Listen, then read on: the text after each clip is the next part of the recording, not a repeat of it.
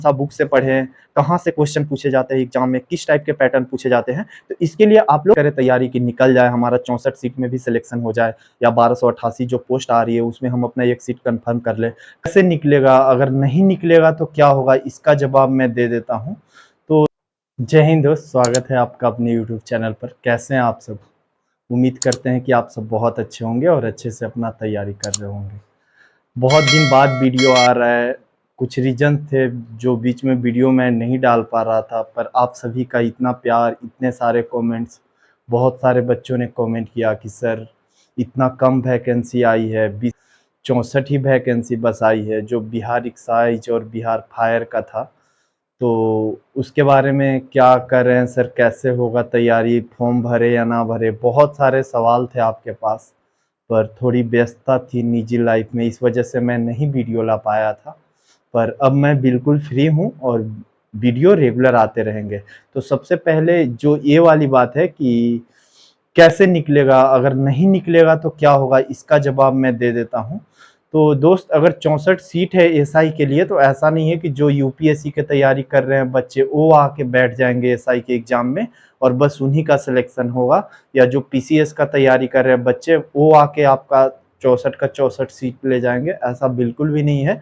जो लड़के एसआई का रेगुलर तैयारी कर रहे हैं उसमें से भी कुछ बच्चे जो बहुत अच्छा तैयारी हो गया है, जो एक ही बुक को बार बार पढ़े हैं, अच्छे से पढ़े हैं कंटिन्यू, वो भी कुछ सीट ले जाएंगे। या अगर आप भी उस तरीका से जो किताब आप पढ़ते आ रहे हैं, जैसा कि बिहार एसआई बुक लिस्ट का वीडियो मैं पहले अपलोड कर दिया हूँ, जो नहीं देखे हैं वो हमारे प्ले लिस्ट में जाके बिहार एसआई बुक लिस्ट पर जो वीडियो बना है उसको देख सकते हैं। और मैं तो कहता हूँ कि एसआई में जितना भी क्वेश्चन पूछे जाते हैं, तो क्या है कि मल्टीपल चॉइस और ऑब्जेक्टिव टाइप क्वेश्चन पूछे जाते हैं। तो आप किताब भी उसी उसी टाइप के पढ़े जिसमें मतलब ऑब्जेक्टिव टाइप फॉर्मेट में वो अरेंज किए रहते हैं क्वेश्चन।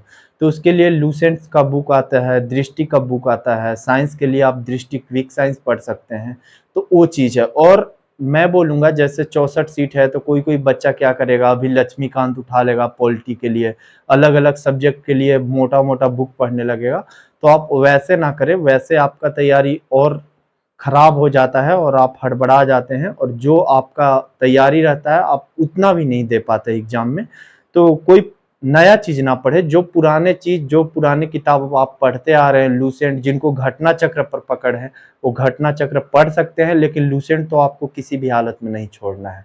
और ये है कि 64 सीट में नहीं होगा तो क्या होगा। तो विकास दिव्य कीर्ति सर का एक लाइन है कि क्यों सोचे कि जिंदगी में क्या होगा, कुछ नहीं होगा तो तजुर्बा होगा। अगर आपका 64 सीट में सिलेक्शन नहीं हुआ दोस्त, तो जो 1288 की वैकेंसी आने वाली है, मे बी ये वैकेंसी आपको जून में देखने के लिए मिल सकती है। ऐसा प्रबल संभावना है कि जो 1288 की वैकेंसी है वो जून में देखने के लिए मिल सकती है। तो मान लीजिए अगर आप ये 64 सीट में आप मेरिट में छँटते हैं या मेंस में छँटते हैं, तो बहुत हद तक 1288 में संभव है कि आप अपना एक सीट तो ले ही आएंगे। कुछ बच्चे तो ये भी बोल रहे थे कि सर 1288 भी बहुत सीट कम हुई, इतना ज़्यादा बच्चे हर एक साल कंपटीशन में आ रहे हैं, तो कैसे होगा सिलेक्शन। तो देखिए 2019 में जो वैकेंसी आई थी वो 2446 दरोगा की वैकेंसी थी, दरोगा और सार्जेंट भी था जिसमें, लेकिन वही वैकेंसी 2020 में 2213 की हो गई। और जब अभी 2023 में वैकेंसी आने की बारी हो रही है, तो ऐसा न्यूज आया था, जो हमारे डीजी महोदय हैं उन्होंने बोला था कि 2288 पोस्ट पर रोस्टर क्लियरेंस जब डिस्ट्रिक्ट एरिया प्रोसेस पूरा हो जाएगा तो वो वैकेंसी निकाल दी जाएगी। तो देखिए दोस्त, एक कंपटीशन, ये वैकेंसी आपको हर साल टफ नजर आएगा, क्योंकि आप जानते हैं बच्चे वैकेंसी आए या ना आए, जो रेगुलर तैयारी कर रहे हैं या जो बाहर में रह के तैयारी करते हैं, वो बच्चे तो कंटिन्यू पढ़ रहे हैं, वो कभी वैकेंसी का इंतजार नहीं करते कि वैकेंसी आएगा तो हम पढ़ाई करेंगे, वो रेगुलर उसी रफ्तार से पढ़ रहे हैं। तो ये जो कंपटीशन है, ये एग्जाम है, ये जो कंपटीशन का माहौल है, ये हर साल टफ ही होने वाला है। तो इसलिए आप जितना जल्दी ये बात समझ जाइएगा और अपना बस एक सीट निकाल के आप साइड ले लीजिएगा, उतना उतना ही फायदा होगा आपके लिए, आप जितना जल्दी एक सीट अपना कंफर्म कर लेते हैं। अब बात रहा कि सर हम तैयारी कैसे करेंगे, कैसे करें तैयारी कि निकल जाए हमारा 64 सीट में भी सिलेक्शन हो जाए या 1288 जो पोस्ट आ रही है उसमें हम अपना एक सीट कंफर्म कर ले, क्लास ले या नहीं ले। बहुत बच्चों का ये भी डाउट है कि सर क्लास लेना पड़ेगा क्या, जो 64 वैकेंसी आई है या जो 1288 पोस्ट आई है उसके लिए। तो दोस्त, फाउंडेशन बैच अभी लेना मेरे हिसाब से सही नहीं रहेगा, क्योंकि अब वो टाइम, अब उतना समय ही नहीं रहा आपके पास कि आप 1 डेढ़ साल का फाउंडेशन बैच करोगे, फिर उसके बाद आप उसी चीज को पढ़ोगे, फिर ऑब्जेक्टिव लगाओगे। अगर जो फाउंडेशन कोर्स कर लिए हैं, कम से कम वीडियो आप देखना शुरू करिए। अब क्या करें, अब आप ज्यादा से ज्यादा किताब को पढ़ें और ऑब्जेक्टिव टाइप क्वेश्चन आप ज्यादा बनाएं। और आप लोग का जो डाउट रहता है कि कौन सा बुक से पढ़ें, कहाँ से क्वेश्चन पूछे जाते हैं एग्जाम में, किस टाइप के पैटर्न पूछे जाते हैं, तो इसके लिए आप लोग क्वेश्चन बैंक देख सकते हैं। क्वेश्चन बैंक सबसे सटीक तरीका है जानने का कि जो बीपीएसएससी आयोग है वो कैसे क्वेश्चन पूछती है या किस पैटर्न को फॉलो करती है। तो क्वेश्चन बैंक के लिए आप मेरा भी ग्रुप ज्वाइन कर सकते हैं, टेलीग्राम ग्रुप है मेरा। मैं उसमें अभी question bank, Bihar SI, excise और ईएसआई सब प्री मेंस दोनों मिला के लगभग 16 या 17 सेट है क्वेश्चन बैंक का।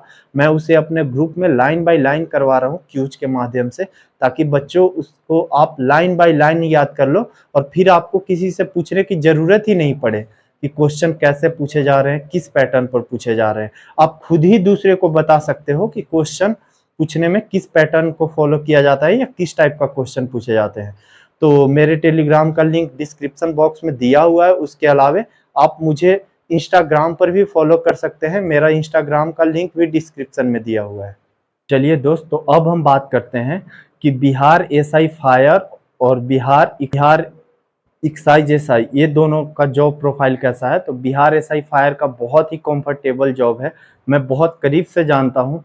इनको ना अनुसंधान में जाना पड़ता है, मतलब एकदम ऑफिशियल टाइप जॉब है। लगभग संडे को इनका छुट्टी ही होता है, और जब कहीं ऐसा आग का बहुत बड़ा दुर्घटना या कांड हो जाता है तभी ये जहाँ रहते हैं उस स्थान से मूव करते हैं। तो अगर कंफर्टेबल लेवल के हिसाब से देखा जाए तो बहुत ही आरामदायक जॉब है। लेकिन हाँ, जो आपका अनुसंधान करने का सपना है, जो आप सोच रहे हैं कि हम केस इन्वेस्टिगेशन करें, तो ये चीज आपको इस जॉब में देखने के लिए नहीं मिलेगा, क्योंकि इनको नॉर्मली अनुसंधान में नहीं ही दिया जाता है या इनसे अनुसंधान का काम नहीं करवाया जाता है। ये बस आग से संबंधित मुद्दों को देखते हैं, और इनका जॉब प्रोफाइल बहुत अच्छा और कंफर्टेबल होता है। तो ये नौकरी आपके लिए बहुत अच्छा हो सकता है। उसके अलावे आप जो तैयारी कर रहे हैं उसे आप हमारे साथ जुड़कर भी बहुत बेहतर बना सकते हैं। हमारा टेलीग्राम ग्रुप है, आप उसे ज्वाइन करके अपने तैयारी को एक नया आयाम दे सकते हैं, नया ऊंचाई देख सकते हैं। इस वीडियो में बस इतना ही दोस्त, हम आगे भी आपसे मिलते रहेंगे। हम आपसे लेते हैं विदा। जय हिंद।